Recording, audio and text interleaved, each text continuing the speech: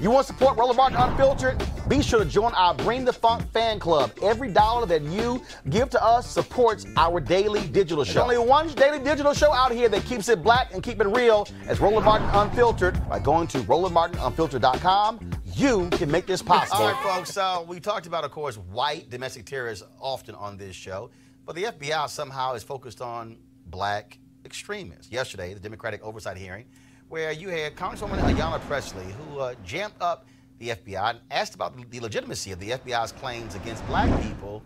Check this out. And the chair now recognizes the gentle lady from Massachusetts, Ms. Pressley.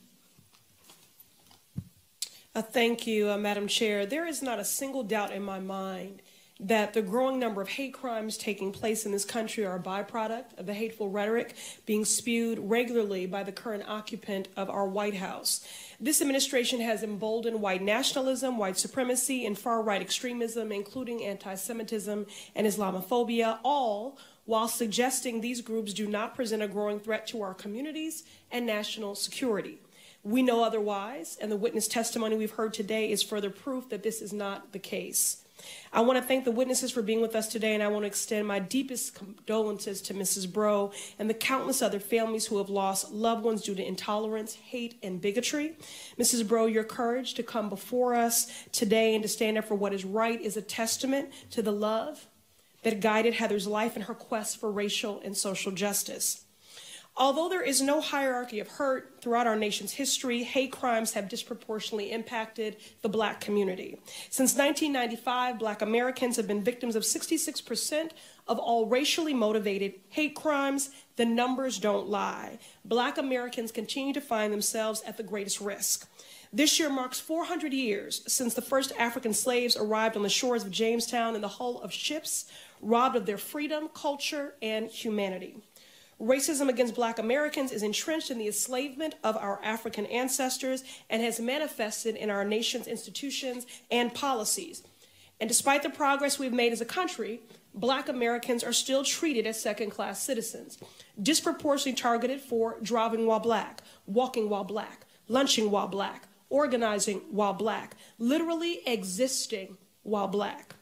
In 2017, an FBI intelligence assessment leaked identifying quote-unquote black identity extremists as a prime threat to law enforcement officers. To be clear here, the FBI was tracking peaceful protesters while advising local law enforcement agencies that these groups were a violent threat.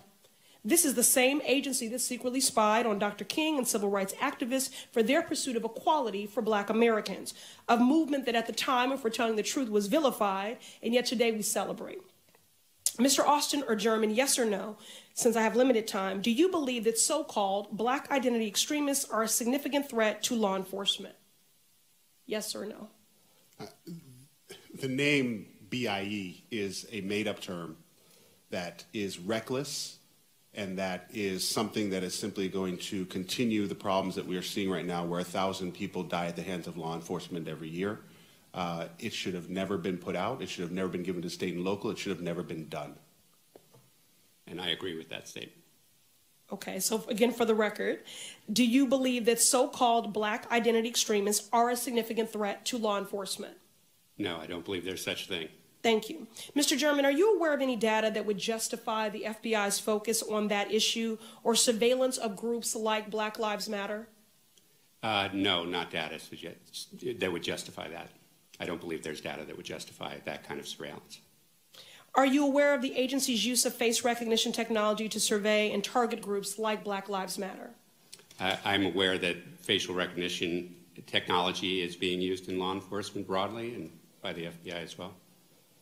And at a time when black Americans are 3 times more likely to be killed by police, a document like the FBI's intelligence assessment is not just misleading, it is reckless and dangerous.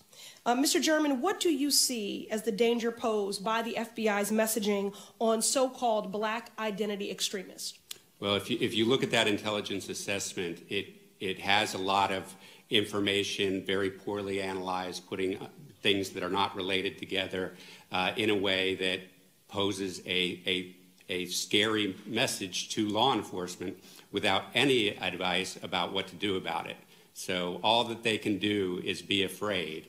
that black activists pose a threat to them. So when any kind of group goes out to engage in its First Amendment rights, the way the police are going to respond to them is as if they are a physical threat to law enforcement, and that can be very dangerous. All right, and since I'm running out of time, Madam Chair, I ask unanimous consent to include a statement for the record from Rabbi Jason Kimmelman-Block, Director of Bend the Ark Jewish Action. Without objection, so ordered. Thank you. One of Heather's last Facebook posts shared was, and I quote, "If you're not outraged, you're not paying attention," unquote.